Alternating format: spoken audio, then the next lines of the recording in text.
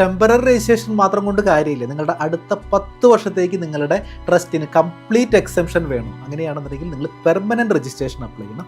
അപ്പോൾ നിങ്ങൾ ആക്ടിവിറ്റീസ് തുടങ്ങി 6 മാസത്തിനുള്ളിൽ തന്നെ നിങ്ങൾക്ക് പെർമനൻറ്റ് രജിസ്ട്രേഷനിൽ ഫോം നമ്പർ 10AB നിങ്ങൾക്ക് അപ്ലൈ ചെയ്യാനായിട്ട് സാധിക്കും. നിങ്ങളുടെ ട്രസ്റ്റിന് ഉള്ള ഒരു എക്സെംഷനാണ് സെക്ഷൻ 12AB കിട്ടുന്നത്.